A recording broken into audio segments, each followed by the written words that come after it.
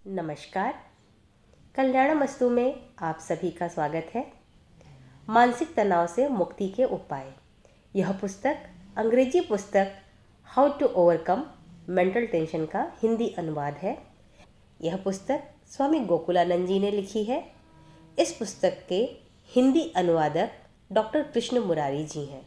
मानसिक तनाव किन किन कारणों से हमारे जीवन में हो सकते हैं, यह स्वामी गोकुलानंद जी ने कुछ उदाहरणों के जरिए हमें समझाने का प्रयास किया। स्वामी गोकुलानंद जी ने बताया, एक दिन उनके पास एक परिवार आया। वे लोग भारत से बाहर रहते थे। उनकी एक पुत्री थी। दिल्ली लौटने के पश्चात उस लड़की का अच्छे स्कूल में दाखिला बहुत मुश्किल से हो गया। यह उनकी चिंता व तनाव का कारण था। उसी प्रकार एक अन्य दंपत्ति ने आकर महाराज जी को बताया कि उन्हें अपनी पुत्री को एक अच्छे स्कूल में दाखिल कराने के लिए इंटरव्यू देना पड़ा। वास्तव में यह उनकी चिंता एवं तनाव का कारण बन गया। कभी कोई भक्त कहता है, अच्छा स्वामी जी, मैं शांतिपूर्ण जीवन बिताना चाहता तो हूँ, किंतु कार्य कुशल भी रहना चाहता हूँ। दफ्तर में 8 घंटे तीव्र गति से मैं कार्य करने पर भी मैं उसे पूरा नहीं कर पाता। फलस्वरूप मुझे अधिक समय तेजी से काम करते रहने से मानसिक तनाव हो जाता है। कभी कभी मैं छोटी छोटी बातों से टूटने लगता हूँ और बुरी तरह झुंझला जाता हूँ। यह कोई विशिष्ट उदाहरण नहीं है। सारे संसार की कमोबेश यही तस्वीर है। हमें सब जगह धक्कम धक्का, हड़बड़ी तथा भाग दौड़ का सामना करते करते थकान व तनाव होना अनिवार्य है।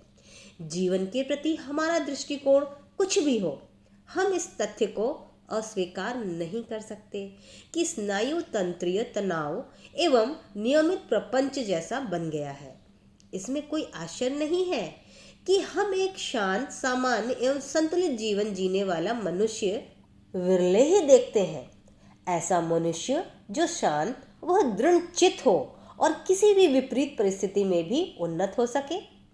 महत्वपूर्ण प्रश्न यह है, क्या हम इन दिनों कार्य ठीक से करते हैं? पूर्वजों का जीवन खलबलीपूर्ण नहीं था।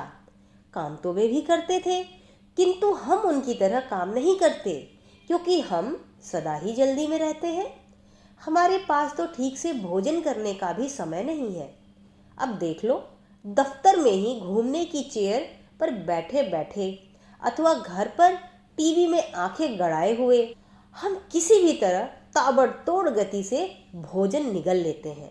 यह जोर देकर कहने की आवश्यकता है कि हम में से अधिकांश लोग सदा अत्यंत तनावपूर्ण मनोवृत्ति के लिए ही रहते हैं। मानो हम कार को नितांत उच्चतम गति में ही चलाएं तो दुर्घटना अवश्य होगी। हम अपने काम भी प्रायः अत्यधिक जल्दबाजी में करते हैं और यही कारण है भीषण मानसिक तनाव का। विज्ञान एवं तकनीक द्वारा उत्पन्न आधुनिक परिस्थितियों के कारण हमने स्वयं को जल्दी उत्तेजित होने वाले तथा गुस्से से भड़क उठने वाले स्नायुओं के समूह मात्र में रूपांतरित कर दिया है। क्या यह तथ्य नहीं है कि इस शताब्दी में हम में से अधिकांश तनावग्रस्त, थके, दयनीय एवं दुखी हैं?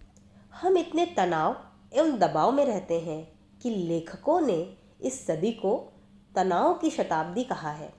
मानव की इस अवस्था को तो हम सामान्य ही मानने लग गए हैं। यह तर्क देते हैं कि आज की दुनिया में हमें दबाव एवं तनाव को लेकर ही जीना पड़ेगा। निसंदेह हम में से बहुत लोग तनाव जनित रोगों जैसे हृदय रोग, रक्तचाप, दुश्चिंता इत्यादि के निरोधक उपायों के लिए डॉक्टरों द्वारा नियमित जांच के प्रति कर्तव्यनिष्ठ हैं। इन जांचों के बाद भी यह सत्य है कि हम दुखी व तनावपूर्ण बने रहते हैं। हम बाहर से शांत प्रतीत होने का प्रयास करते हैं, किंतु हमारा चेहरा, जो हमारी मनोवृत्ति का दर्पण है, हमारी चिंता एवं तनाव को व्यक्त करता रहता है। अब हम इन तनाव के कारणों का लेखा जोखा करेंगे। सबसे बड़ा बुनियादी कारण हमारा उद्देश्यहीन जीवन प्रवाह है।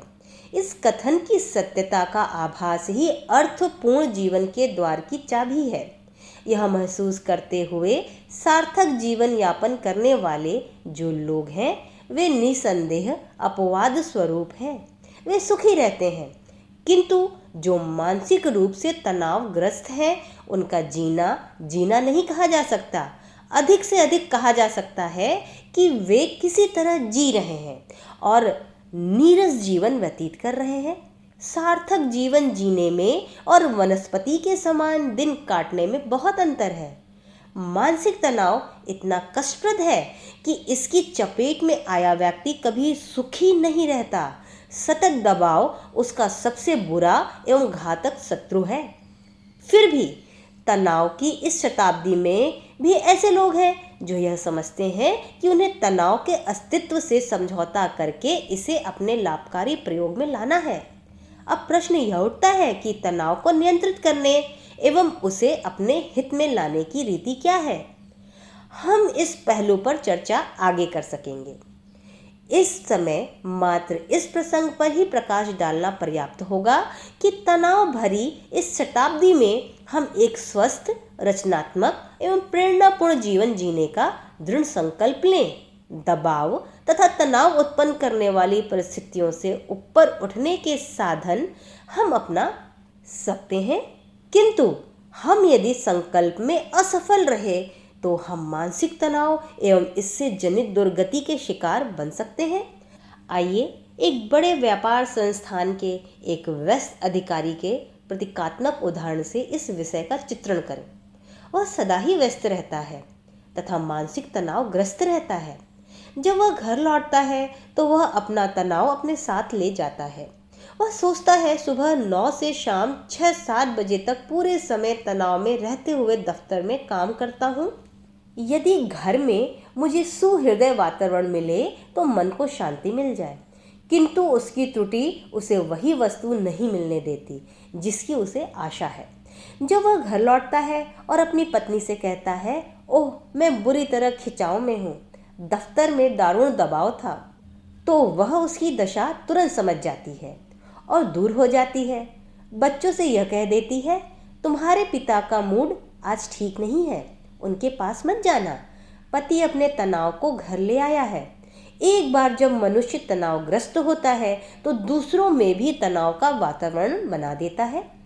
कोई उसके पास नहीं फटकता, किंतु यदि कोई व्यक्ति शांत एवं संतुलित जीवन व्यतीत करता है तो वह अपने पास आने वालों को आनंदित ही करता है।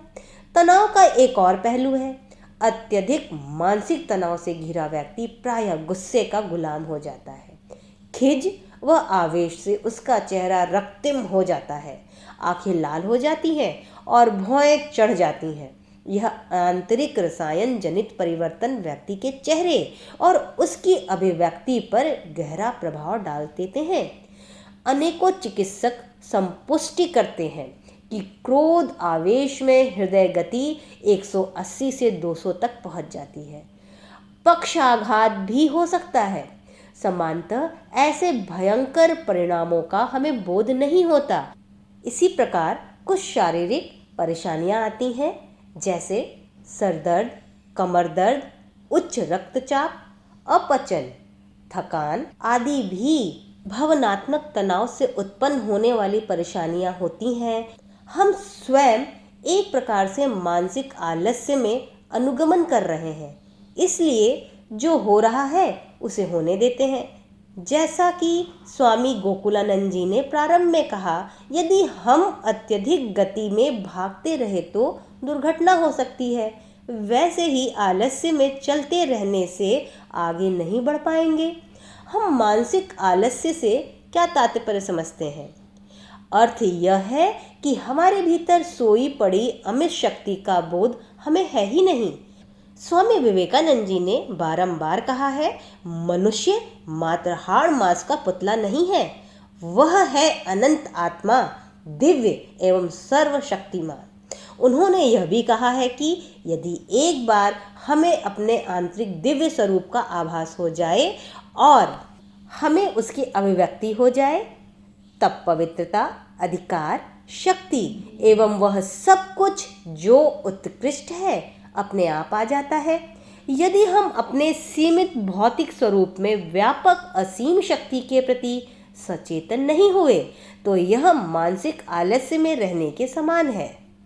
अपने दिव्य स्वरूप की अनुभूति हो जाने पर जो परिस्थिति परिवर्तन किया जाता है, कोई व्यक्ति कहे मैं प्रायः क्रोधित सहित अन्य संवेगात्मक दबावों का शिकार बन जाता हूँ और बाद में मैं महसूस करता हूँ कि मेरा व्यवहार ठीक न था। क्रोध में कहे गए शब्दों पर प्रत्येक व्यक्ति खेद प्रकट करता है। मुझे ऐसा व्यवहार नहीं करना चाहिए था, मैं अपने वश में नहीं था, मैंने आत्मसंयम खो दिया, इसलिए ऐसे बुरी तरह पेश आया, कृपया मुझे क्षमा कर दीजिए।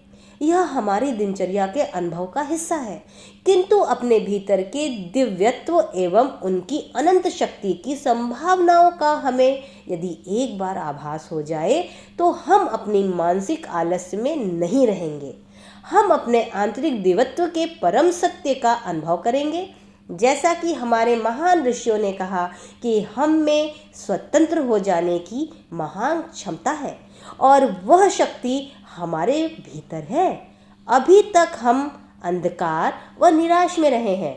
हमने यह कभी नहीं जाना कि विचार को नियंत्रित करने का स्विच हमारे ही पास है। हमें केवल अपने प्रवाह को चालू कर देना है, सुख का प्रवाह स्वतः फैल जाएगा। इसलिए अब समय यह है कि हमें इसका आभास हो और अभी हो। हमारे अंदर देवत्व है और यदि हम उस अमित धारा से जुड़ जाएं तो अनंत शक्ति का स्रोत है, तो हमारा जीवन स्वभावतः आनंदमय हो जाएगा। आज के लिए बस इतना ही। फिर मिलते हैं इसी कड़ी में यह जानने के लिए कि मानसिक तनाव हमारे क्रियाकलापों से कैसे उत्पन्न होता है। इसके लिए हमें यह जानना होगा कि हमारी दिनचर्या क्या होती है।